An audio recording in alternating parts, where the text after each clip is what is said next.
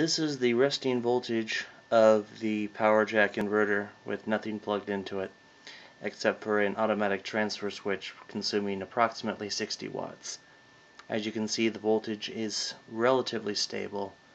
I will now plug in the APC SmartUps 1500 VA UPS. Listen to the noise made by the UPS.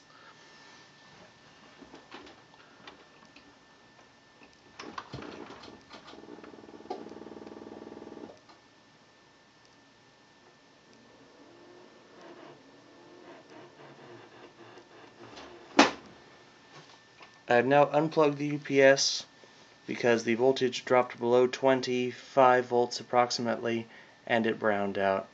Also, there was a lot of clunking and weird fan noises coming from the connected loads, so I did not want to damage those.